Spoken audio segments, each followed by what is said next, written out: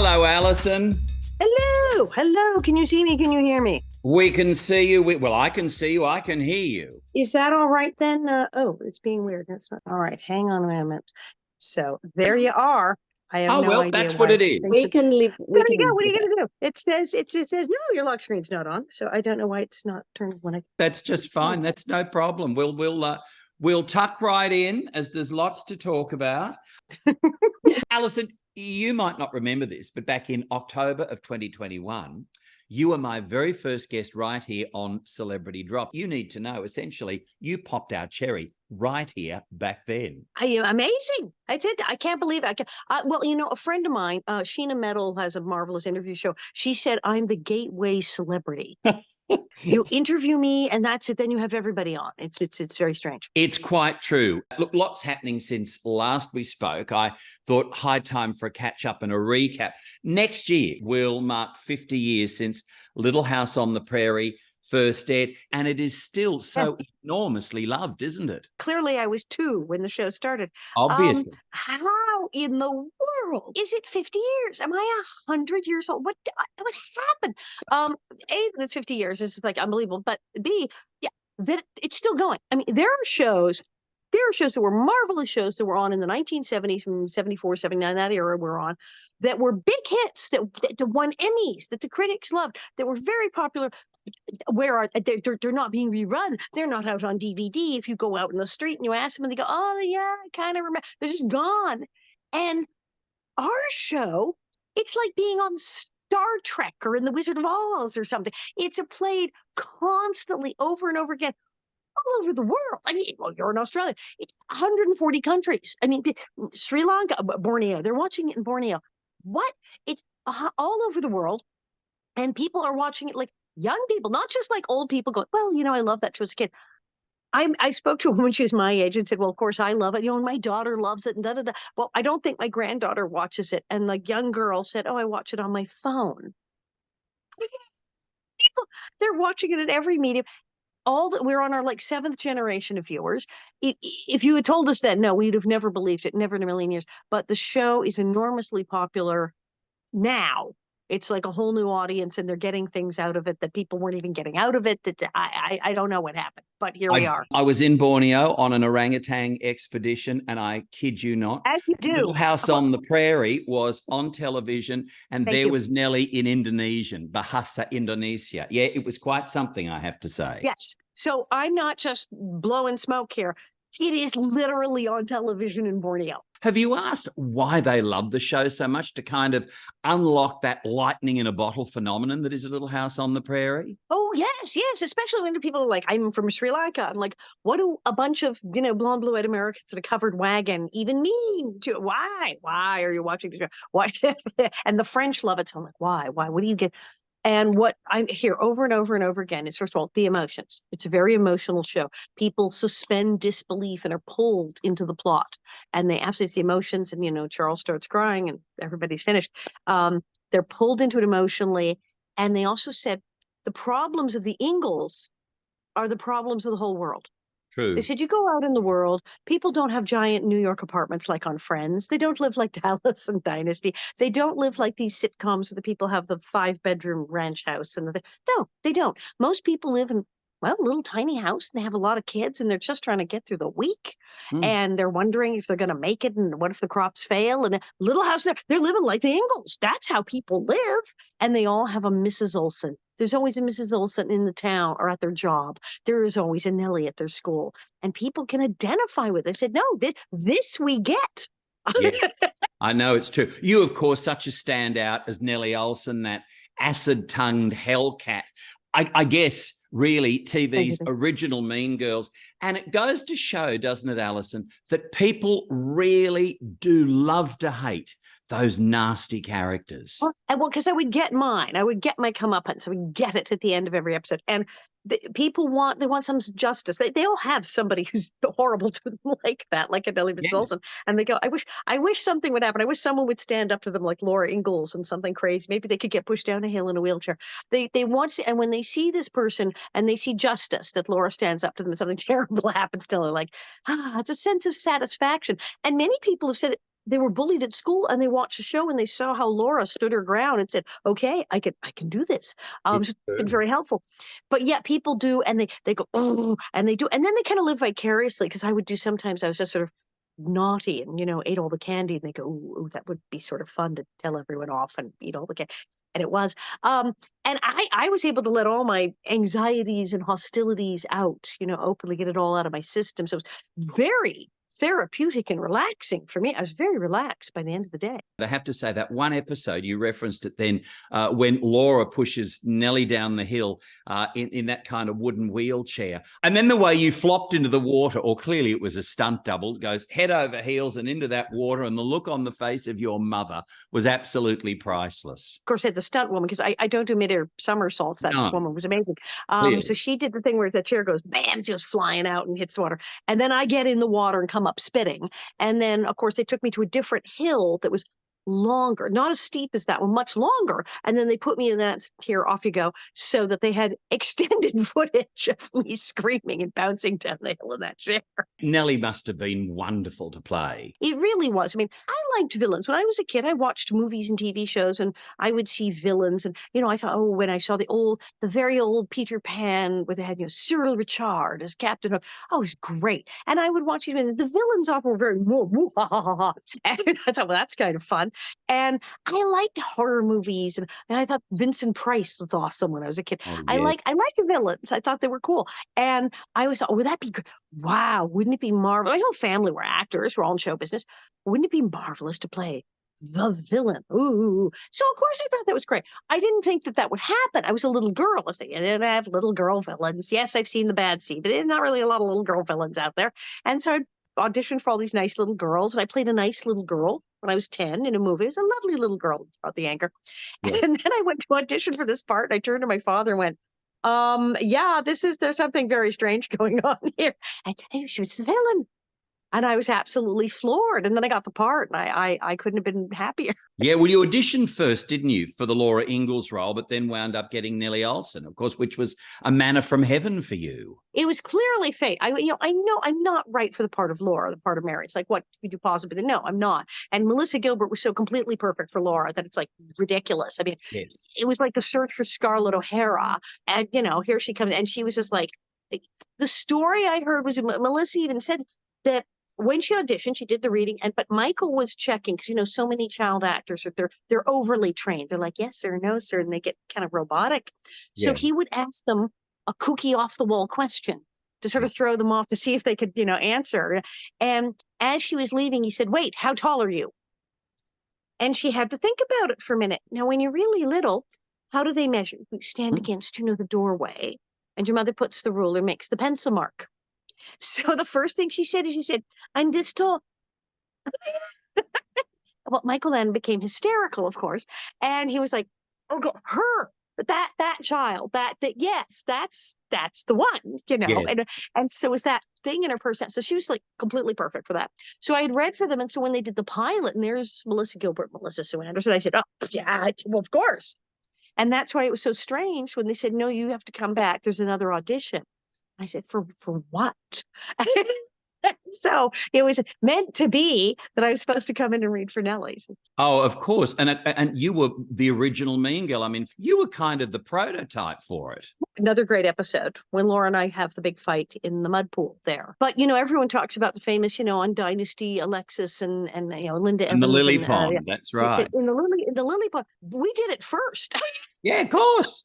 You referenced the fact that your mum and dad were in the biz. I mean, showbiz clearly in your DNA. Your mum, Norma, of course, an actress who became the voice of very famous cartoon characters like Gumby and Casper the Friendly Ghost. Absolutely. And so many others. She was Sweet Polly Purebred, Underdog's girlfriend, and Davy of Davy and Goliath. And, what's weird about these cartoons is back then they would just hire one man, one woman, and they would do all the voices. So when Davy has a little party and his mother's there and his sister's there and his friends are there, it's my mother having an 8-way conversation. Now, her own voice was very Casper-like. I remember as a young adult, some friends were over and she was leaving a message on the answering machine. And hello, this is your mother. And they went, what is that? Why is there a cartoon on your end? It's my mother. They're like, She actually talks like that. So she would do it for my friends. My friends would go, "Oh my God, will your mom, will she do the cubby voice if I ask that?" Yes, she'll do the cubby. And your father, of course, Thor Arngrim, a Hollywood manager of enormous respect, who looked after the likes of Liberace in his heyday and the fabulous Debbie Reynolds. In fact, Liberace lived around the corner from you, didn't he, in Los Angeles? My father was working right under, he's like a vice president under Seymour Heller, who, if you saw that movie about Liberace, I think Dan Aykroyd played Seymour Heller. And Dan Aykroyd did a great performance as Seymour Heller because that man had been in my living room. And I would, Seymour, it's very good. So my father was working with Seymour and he said, "Well, you're in charge of Liberace. You know, when he's in LA, I'll go with him to Vegas." He said, "Now, really, you got to go rent a house up in the hills because you need to be around the corner from Lee, you know, in case he needs something. I don't know, of a rhinestone sequin emergency in the middle of the night or something." Right? But I got to say, what a wonderful dynamic to grow up in. And we can say this now in 2023, heading to 2024. You came from a real life modern family. Sure. Your father was gay. Your mother was completely accepting of this. It worked a treat for the two of them and they loved one another. But, you know, when they got together, back in the 50s, that kind of thing was never discussed. And you just got on with what it is. I think it went on a lot more than people talked about, because in the 50s, you certainly wouldn't tell anybody. So I think people didn't talk about it. And normally the story you hear, the tradition is where the wife didn't know and the husband was having, but no, well, they were in the theater. They met in the theater in Canada. And I can assure you that backstage at theaters in Canada in the 40s and 50s was just as swinging as backstage at any theater on Broadway now. Wild things went on in the theater in 1952. So they knew about all these things. And they said, you know, we could get married. And they got married and they went, well, what are we going to do? But that was the other thing too. My mother was not traditional. I mean, part of the deal was, tell you what, you don't have to ever cook or clean. Like, yeah, I don't think my mother knew where we kept the vacuum. And you know, I'm a marvelous cook, but I learned from my father. My mother couldn't boil water. My father, he did all the cooking. And so it was absolute role reversal and everybody worked and there was no question of, do women work or no? Well, of course, they're Gumby. Women go to work and they're Casper or whatever. But it was a whole other world. And I mean, when finally when I grew up and I saw how other people lived, I went, wow, this was like super non-traditional. I mean, there were people maybe starting to live like this in the late 70s, early 80s and talk about it. And nowadays you hear about couples where they have arrangements where everyone is gay and bi and non-binary and what have you and happily ever after. But in the 1950s, it's just no. But they came to their arrangement and they were happy as could be. My mother used to say, I don't think anyone else would have married either one of us. I think we kind of had to marry each other. No one was going to go along with the story. But they both agreed to everything and they had a high old time. Speaking of cooking in your household back then, did I read somewhere that was it your mum or your dad or you or somebody used a whole pile of KFC bones and turned it into a chicken soup? You know, we were showbiz people, so financially it was always up, down, up, down. And now I'd gotten this show and I was chipping in for the groceries. And then there was this whole thing with the checks because of the trust fund and stuff. They had to take the right amount. So suddenly we had like no money for two. It was very strange. And so it was like, okay, we got to tighten our belts. We go, that's in Colonel Sanders. And, you know, my mother knew that my father often made beautiful soups after, you know, Thanksgiving or Christmas with the leftover turkey and made these marvelous. So how hard could it be? She thought. And so she made soup out of leftover KFC, Colonel Sanders. Do not try this at home. No, this is a terrible idea. It does not make good. It just doesn't. And she made soup out of leftover Colonel Sanders. And we all politely, we did eat it once and said, yeah, no, let's not do that again. Now, let's well back to the beginning. You began your showbiz life as a child model. You did TV commercials, and I think you were age 5, and it was a Hunt's tomato ketchup commercial that kind of launched you. Absolutely. Yeah, my Screen Actors Guild card says members since 1967. And I did a Hunt's ketchup commercial, and it was a marvelous campaign back then. I'm sitting here going, why do I have this one piece of hair? So they had this thing where kids are trying to put tomatoes in a bottle, and and I had this huge bottle. I was pushing down on the tomato. And of course, the thing burst. It was a very ripe tomato. And I was in this little white, adorable tennis. It was all black and white, a little white tennis outfit. It was so cute. It was like this big. And the tomato sauce splattered all over my face and my nice new white clothes. And I just froze. And the nice lady came over because they're all kind of like, don't laugh. We can't laugh. And the woman came over and said, can I get you anything? And I swear I said, yes, get this goddamn tomato juice off of me. Like I was Lauren Bacall. I mean, what? Wow, who is this child? And of course, then the whole crew like lost their mind. They all started laughing hysterically because this strange child. So, this is not a normal girl. But they got me a towel. The commercial was fabulous. It ran like crazies. But now, you were 12 when you landed the role of Nellie on Little House on the Prairie. And for those thinking, with everything that went on in her life, how did she keep that hair so immaculately coiffed? My hair, which is terribly, terribly straight and won't even sit still to be like fringe, as you call it there. Yeah. But yes, we had that. My hair was so straight, and Nellie, of course, has beautiful curls. So they tried curling my hair, which meant I had to sleep in curlers the night before at 12 and come in at some ungodly hour of the morning, have it done. Yeah. They said, this is not this is ridiculous. So they had a wig made, custom made, gorgeous, gorgeous wig, very expensive, and the most uncomfortable thing you could ever have on your head. So there's about this one metal comb right here, which digs into this gets you as a surprise for 7 years, digs into here, pulls everything back, and then all the hairpins that hold the thing on for the rest of it. It was murder, that thing. Oh God, I think that's why it was so mean. That stupid thing on my head all day. Did you steal it when the show wrapped up? What happened to it? They put it on that other horrid little girl when they brought in Nancy, and that horrid little Nancy, marvelous actress. I met her and I said, "Whoa, what are you doing?" She said, "Well, I couldn't copy you, and I grew up watching you, and then I got sprung. I didn't want to do the same thing you were doing. So I thought, well, you kind of went with, this sort of imperious, bitchy. So I decided to go with psychotic." And I said, "Yes, you have nailed it. Good choice." So it's really weird. And somebody's got it. I believe one of the hairdressers would have taken it home because Larry Germain, he died during the show, but his family, I guess, but he co-built it with the wig maker. So he or Gladys, one of them, could have taken it home. And his son, I do believe, went into the hairdressing business in the industry. So it is possible that the Germain family, somewhere in the house, has it. And it needs to be in the Hollywood Museum. We got the Hollywood Museum out here. It's marvelous. And they have things from huge movies. And I'm friends with them. So I'm like, hey, I'd say, hey, do you want the wig? Do you want the wig? I'd give them dibs. Now tell me about Michael Landon, of course, Charles Ingalls, TV icon. I mean, think Bonanza, Little House, of course. What was he like to work with? I thought Michael Landon was one of the funniest people I ever worked with, before or since. He was a riot.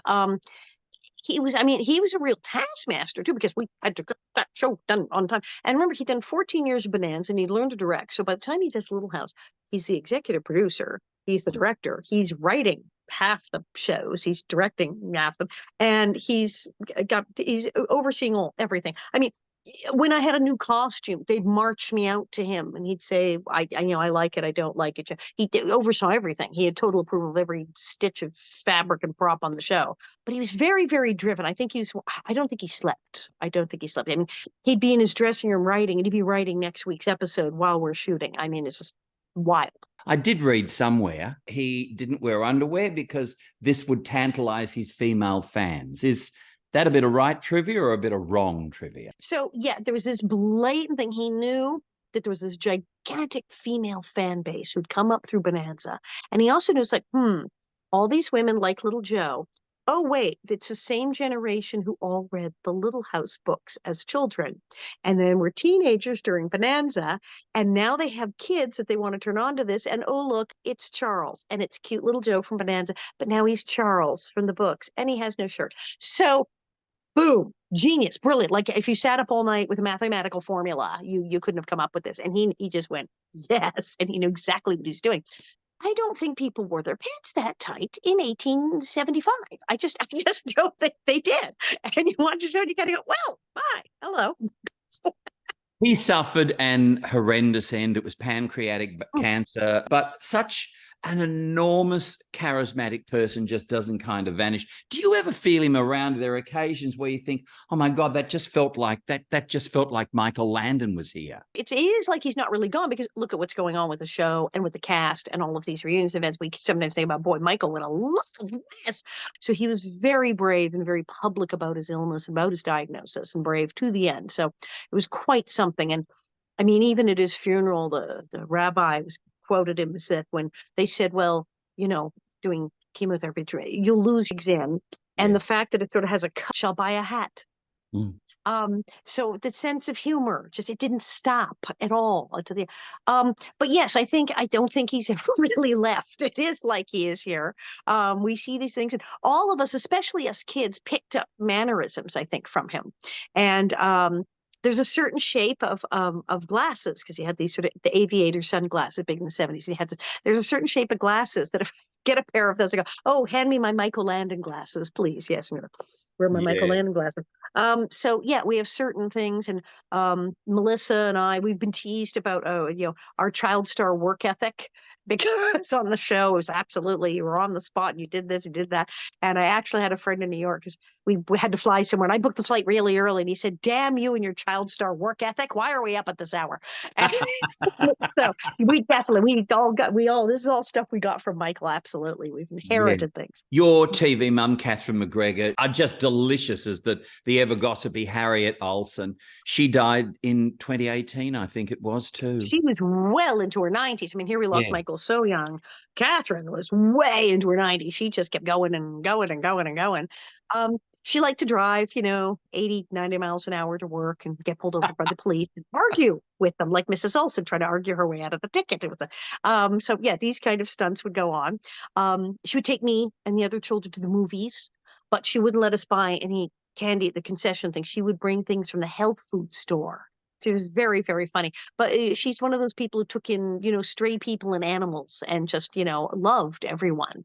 But she was wonderfully eccentric and loud. I get that feeling. You think about Little House on the Prairie, it had some amazing guest stars over the years. I mean, and greats like Burl Ives and Johnny and June, Carter Cash, Vera Miles.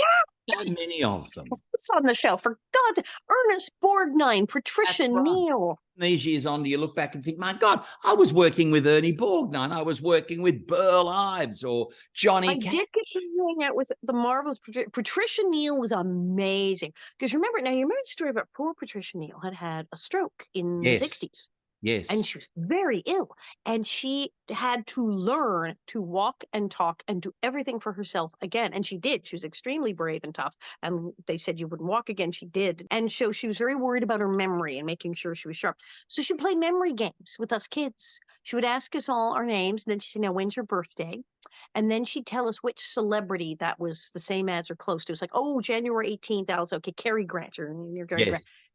And then a couple days later, she'd sort of quiz herself and say, now yours and your March 13th. And she would memorize all of our names and birthdays and which celebrity to jog her memory while she was also learning the script and everything else, just to see. And there's that scene, if you watch that incredible 2-parter episode where she's dying, you watch that episode, and there's a scene in the church where she does this very, very, very long speech. They brought in a teleprompter just in case, because they'd do anything for her, and they were terrified. She was not going to, they said, do anything you need, anything. And they brought she didn't look at that thing once. She did that whole thing in one long extended take. They didn't cut. It's a one take. It's one take piece, continuous take. I think they maybe stopped, maybe did it a second time. No, she did not use the teleprompter, and it was one continuous piece. It wasn't stopped. It was unbelievable. Alison, among all the extraordinary rumours and stories around Little House on the Prairie, this to me is probably the most bizarre. Saddam Hussein, apparently an enormous fan of your show. Bizarrely, this is true, because all over the world, and very big in Iraq and Iran and all over the world. And I met this woman who's a wife of a big celebrity, and she had done a lot of sort of ambassador work in other countries, and she had known various presidents and traveled all over the world, and met people who were in the CIA. She had quite this career, and she just went, oh yes, Little House on the Prairie. That was Saddam Hussein's favorite show. And I went, wait, what? And it was like, no, this was confirmed. This apparently is true. Like, I don't look at me. Yes. And Bill Clinton, too, apparently was glued every time Little House had come on. I am not surprised. Well, I know Ronald and Nancy Reagan came to Michael's funeral. Right. I mean, everybody was watching that show. It's incredible. Well, it makes sense then that in 2010 you wrote your memoir, Confessions of a Prairie Bitch, a wonderful title. It's still in print. people can find this and have it autographed by you on their website. But not only was it full of those incredible stories and some of the wonderful stuff we've been talking about now, but you revealed you were sexually abused by your brother from the age of 6. Was it difficult to write about something like that? It had stopped prior to Little House, but I was in that weird, terrible limbo. And anyone who has lived through abuse as a child knows this. You don't tell anybody. And if you're very lucky, you bring it to a halt somehow. But then it's like, nobody knows. You're still in this weird zone where, does everybody know? Can they tell? And then I get the show, and they said, and you have all this anger, all this rage. And where do you go? Where do you go with that child? Where do you go with all this rage and anger? And I get the show, and they say, smash up and break everything in this room. Oh, all right, here. This is your new best friend, but you two are going to hit each other in the face a lot. And next thing, I'm yelling and the screaming and the throwing of things. And I was like, this is kind of feels good. And then I was in such a healthy environment. Often a film set, it can be a very unhealthy environment. I've certainly heard terrible stories from my child actor friends, but the Little House set was a healthy environment for kids to be on. And I felt very safe and very protected and very heard. And I felt that these people liked me and respected me and cared about me, and that nothing bad was going to happen to me on this set. And I was playing this person that people were scared of. I mean, I was shy, but I'd go to a party and people would sort of back up a little bit because they were intimidated by me, which was great. Great for me. It bought me time. And I was letting out all of this crazy displaced rage. Yes. And it just felt so much better at the end of the day. It really did. And I just now look back and go, that boy, did I win the lottery? Alison, these years on, how does it impact you? I mean, do you still have flashbacks to that, or are you able to just move on because you let so much steam off? All of these things in combination, having therapy, talking with other survivors, becoming an activist and volunteering and doing work with Protect, where you're helping other people in the same situation, changing laws, getting funding for law enforcement, all these marvelous things, helping other people abused. All of these things together, these building blocks, really do wonders for a person. And I read a lot about the subject and studied it and talked to doctors and psychologists and even people who are neurologists and talk about what happens to the brain. And it's been very useful. I've been told that things like writing your life story and doing a one-woman show are very good for the brain. Good to know. Learning a second language after 40 is apparently very good for you. Oh, wait, did that. I go to France regularly and do a show. So I've done a lot of things that are very good for you if you are suffering from these problems. So I am in fair to middling decent shape today. I don't suffer from flashbacks or nightmares. Over the years, I've definitely had issues with anxiety and symptoms of PTSD and the kind of symptoms that people in my situation have.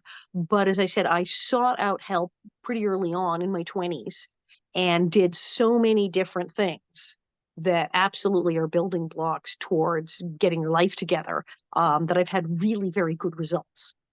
Incredible kudos to you for your work with Protect, but also for those dealing with HIV/AIDS. And that stems back to Steve Tracy, who, of course, played your husband on Little House on the Prairie, snatched from the world far too young, I think only 34, as a consequence of contracting HIV. And, of course, you're an enormous advocate for that as well. Started really getting sick in like 85, 84. But in 1986, to go public, to go into television interviews and in Inquirer, no less, and everything, and talk about openly that, yes, I have AIDS at that time. This was, Liberace was still telling people he was on the watermelon diet. And Rock Hudson, on his deathbed, it was revealed, yes, I have AIDS, but he wasn't going around doing interviews about it. He tried not to tell people to the last possible minute. And here was Steve Tracy going, yep, and openly talking about this because he wanted to help people.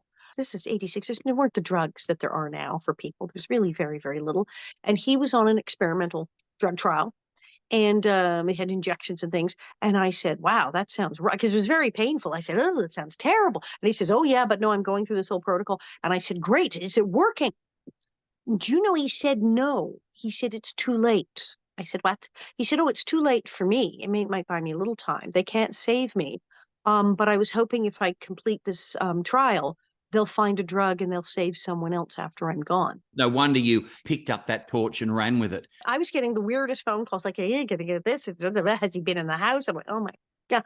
And that's why I wound up volunteering for AIDS Project Los Angeles and taking the hotline training, because then I would have all the top latest information. And then also I would answer the phones there and take these calls from all these terrified people who didn't know what to do, and I'd be able to counsel them. But then I had the info so that when I would do interviews and they go, "What about this?" I go, "No, no, no, no, you're not getting it off the doorknob." And I swear, not getting it off the doorknob. Here's what you can do to protect yourself, and here's how you can help your friends who are sick, etc. And I wound up speaking all over the country at places about how to help your friends or loved ones who may be sick and what you can do to not get it, and all of these kind of things, and how the virus worked. Because the average person, I mean, what internet? Wait a minute, internet? The average person did not have access to that kind of medical information back then. It was just, it was unheard of. So they didn't know. And so unless somebody came and spoke at their school or told them, I mean, now it's a regular part of school health class, and it's the college. I mean, everybody knows. But it wasn't that they didn't know how this worked. They were frightened out of their wits. And so I was able to help with that. You were absolute angels. A change of pace. Little House has an enormous following in France. I think it airs like twice a day. You are hero worship. You do a stage show in France and you do it in French too. How bizarre is that? It's so weird. It started was because I was doing my one-woman show and things were, happening with you talking about my life and telling stories about the Prairie and being a child star. And it was very popular. And then I went to France and I appeared on a talk show. And that's when I found out they were absolutely bonkers, like cuckoo for Cocoa Puffs for Little House on the Prairie. And it was mind-blowing to see this, how much they loved it. So I kept going back and I met this guy, Patrick Lubatière, and he'd written a book about Little House. So we started talking, he goes,